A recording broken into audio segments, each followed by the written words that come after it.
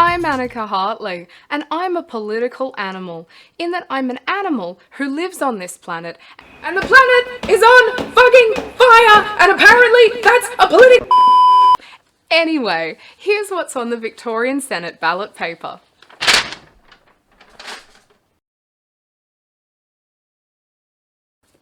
Reason Australia. After 2 mergers and a rebrand, the party comprising Sex, Death and Peloton have come together to present 7 candidates, including Gruen's own Jane Caro. Solid policy bundle, including welfare, climate, arts, education, taxing the church, and a 4-day work week. Just about my top pick this election. Group B, DAMIEN, Richardson and John McBride. That's when good ballot mates become good. No, they're not a good political party. They're not even a political party. Frankly, I don't even know how John the mild-mannered consultant got mixed up in all this. DAMIEN Richardson appears to have lost the plot quite badly and is running on a platform modelled after Trump, something about freedom, and draining the culturally significant Indigenous watercourse. Australian Democrats. My pick for the last election, now with extensive military and defence restructuring policy, are quite worried someone is going to turn Adelaide into the next Chernobyl by bombing the very expensive submarines we don't even have yet. But otherwise, a very strong party with surprising integrity and admirable goals. Liberal/the Nationals. Good old Scummo, the absent parent of the last 4 years who still knows how to show up with an election at the worst possible time, so I can't finish renovating my kitchen before my birthday. And I didn't even get to use a tranche of the mansion expansion grant.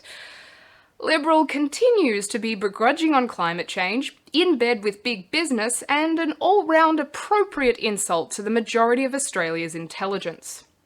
Legalise Cannabis Australia. Chronic pain? Cannabis. Gone to jail? Cannabis. Biofuel? Cannabis. Tasty gruel? Cannabis. No job? Cannabis. In the shop? Cannabis. Need a pun? Cannabis. Vote 1? Cannabis. Sustainable Australia Party. Stop overdevelopment/corruption. The thinking man's fuck off, we're full. Solving world hunger 1 condom at a time. Just because the world is overpopulated doesn't mean Australia has to be. Possibly the canary in the coal mine of an issue we're not willing to confront yet. Australian Values Party. With a name like that, you know you're about to hear some conservative bullshit. He almost had me fooled, but you can see military erotica poster boy and veteran Heston Russell came back from Afghanistan wishing Australia was just a bit more like America. Gingerly pro-life and, if you can't speak English, I don't understand you. Darren Hinch's Justice Party. Justice! Justice for victims of sexual abuse, animal justice, criminal justice, family justice, justice for more nurses and trains. Hinch continues his crusade for a publicly available sex offender register, and has become an unexpectedly enduring figure in the political landscape, despite being nigh one note. Animal Justice Party. If animal rights activism was a religion, the AJP are the church. 62 pages of policy, from workplaces to wombats, all with animals at the centre. So opposed to live animal export, they think it might have caused COVID-19. Australian Progressives. I don't know where these guys have been hiding, but their commitment to ending poverty and climate change is mwah. Welfare, healthcare, education, renewable energy, it's all there. Bernie would be proud and empathetic about them not wanting to be labelled socialists. Australian Labor Party. We've had a Labor government for only 6 out of the last 20 years, and people still see them as responsible for why we're all not swimming in money. Truth is, we'd rather be scared than bored. We need to recognise how conservative and insular we are as a nation. There are far more captivating, far more left-leaning parties out there. Our left-wing Labour is only left of the extreme right. but they are the very definition of the lesser of two evils. UAP. With an advertising budget that trumps even Josh Frydenberg, Clive Palmer and the United Australia Party have been the yellow stain of media corruption, screaming distrust from every billboard, while funneling preferences, and perhaps other commodities, to the Liberal Party. Rich scumbag in the front, rich scumbag in the back. Socialist Alliance. If wishes were horses, beggars would ride. With an ideology you can't fault and a costing strategy you can't find, the Socialist Alliance deliver a utopian vision where everything is free, everyone lives in unfettered harmony, and the rich actually pay their taxes. Australian Federation Party. Weird lives here. A conglomeration of independents and Conservative Party rejects who never wanted to be in politics and frankly shouldn't have been. The biggest and most disorganised grab bag of policy that I have ever seen, evoking the fertiliser lovers and gold stockpilers of old, with added COVID minimisation and Christian values. Shooters, Fishers and Farmers Party. Or as I like to call them, poachers, trespassers and arsonists. Absolute yahoos who never want to meet a problem they can't solve by shooting it in the face, setting fire to it, eating it, and driving away from it as fast as they can. Usually in that order. Pauline Hanson's One Nation. When the AEC forced them to delete Pauline Hanson the cartoon, did all their policies go with it? The wheels are really falling off for Pauline, as One Nation proudly celebrates 25 years of racism, or as they like to call it, select cultural cohesion. Breathtakingly, this election they have found one seemingly non-racist viewpoint, and used it to silence the voices of First Nations peoples. Citizens Party. Have you ever been screwed over by a bank? Does that make you mad? Do you want banking reforms you can barely understand? Do you want to fund infrastructure projects nobody understands? Do people not understand you? Well, the Citizens Electoral Conspiracy, Council, Party, understands. Group R, Morgan C. Jonas and Monica Smith. Jonas is a Facebook Live campaigner with nearly 100,000 followers and a 2.6-star review rating. After failing to become a government-sanctioned thug, he can now be seen getting arrested at lockdown protests, draped in the Australian flag, yelling into a microphone about how Daniel Andrews is a communist and COVID is a hoax. Monica Smith is his journalist fiancée who documents the whole thing, famous for founding Reignite Democracy Australia, raking in the crowdsourced donations, and also getting arrested for incitement. Fusion. Science, pirate, secular, climate emergency. After a 5-party merger, lions, tigers and bears, oh my, still want you to know that it's a fucking climate emergency. I can only imagine what it's like to have one of the most compassionate and intelligent policy portfolios out there, and yet no one listens to you. Maybe pooling their votes can end their frustrations? Group T, Susan BENEDYKA and Christine Richards. Susan is the kind of people's senator you worry is too sweet and innocent to make it in the world of politics. A real people's advocate with a compassionate streak who'll probably make more of a difference continuing to listen to every sob story in her electorate than actually getting elected. Christine Richards is her running mate, a Toorak College graduate, former Mayor of Frankston, lawyer and ABC broadcaster. The Greens. You've really got to admire these guys for keeping up the good fight. Year on year, their policies are tempered by the fiery hell of media and major party scrutiny. No other party is held to that same standard, and they've grown stronger, more adaptive, and more empirical. I really think they could run the country, and I'd love to see it.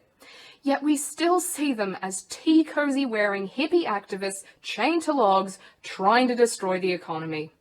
Grow up. The Great Australian Party. Last election, this party was basically a Facebook page. A bankrupt ex-One Nation senator trying to fight the criminal charges laid against him and buy a sign-written campaign car. This year, They have 26 candidates in 6 out of 8 states. Truly the racist, regressive, treaty and accord-hating, gun-filled fever dream I wish would end. Liberal Democrats. This party has a freedom manifesto.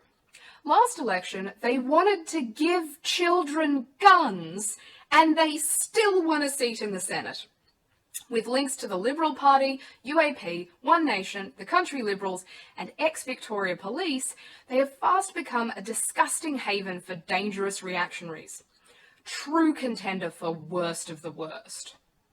Informed Medical Options Party. How can you say anti-vaxxer without saying anti-vaxxer? Informed Medical Options, of course. You know that crazy conspiracy theory that was going around about the government injecting us with 5G in the form of the COVID vaccine? These numpties actually believe it. Group Y, Peter Byrne and Jason Wardle, aka the Socialist Equality Party, demanding equality for socialists since 1972. And every year since, on every university notice board ever, from here to Julian Assange's London prison. The revolution was meant to start decades ago, but it's definitely coming. Maybe tomorrow, or maybe the day after, or the day after that, or the day after that, or the day after that, or the day after that, or the day after. Victorian Socialists. When they say we need to fix capitalism, what they actually mean is break the wheel with a stringent pandemic response, staggering amounts of wealth tax, and fantastical climate goals, as well as opening the borders, defunding the police, abolishing ASIO, and disbanding the SAS. What could go wrong? And now, continuing our election broadcast, we've got the most underfunded event of the season, the ICAC, the Independent Candidate Awards coverage. Stay tuned, because it's probably the only ICAC you're getting.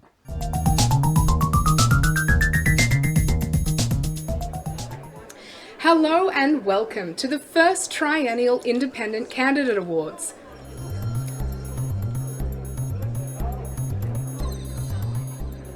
I'm your host, Annika Hartley, and I'm a political animal, in that I'm an animal who lives on this planet, and the planet is on fucking fire.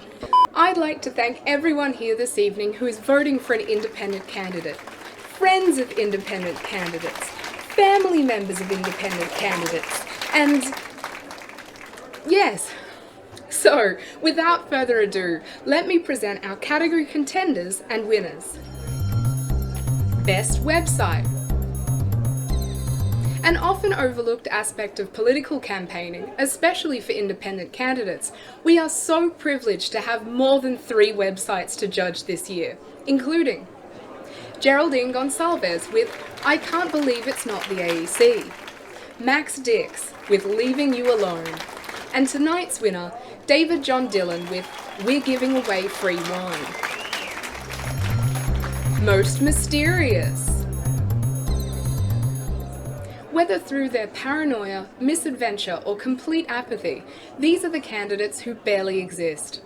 James Bond in The Name Is Not Enough, Bernadine Atkinson in One Local Newspaper Interview, and Nat DiFrancesco in a private Facebook page with no acknowledgement of his candidacy whatsoever.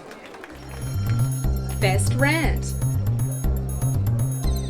Always a hotly contested category, this election has delivered a stellar lineup.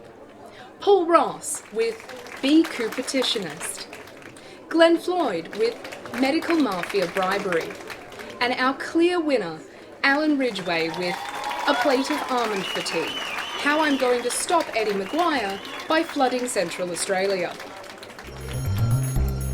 Weirdest reason for being in politics. From the inferred to the explicit, there are many reasons for getting into politics. Here are just 3. David John Dillon with Getting the Deputy Leader of the Opposition Off My Lawn, Neil Smith with I Did It for Twitter, and this evening's winner, Geraldine Gonsalves with To Stop Kids Watching Porn. Worst Policy Platform. Together with Best Rant and Weirdest Reason for Being in Politics, Worst Policy Platform is the jewel in the crown of the trifecta of no one taking you seriously. Tonight we present Tara Tran with Less Nursing Homes, Nat DiFrancesco with Give Me My Shotgun, but the winner is Glenn Floyd with the 1901 Constitution. Best Policy Platform. This is the most important and hardest category to award, and tonight's winner will be taking home less than 1% of the vote regardless.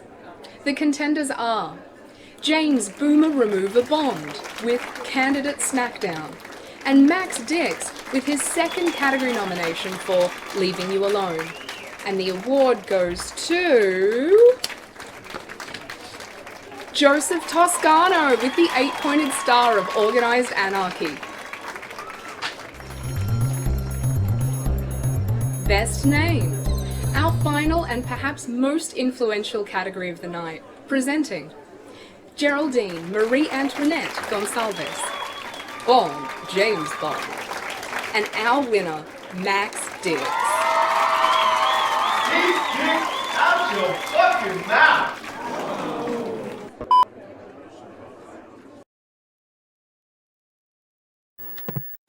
And that's a wrap! I'm Annika Hartley, so if you want more of me, follow my social media. If you want more political commentary, follow this link.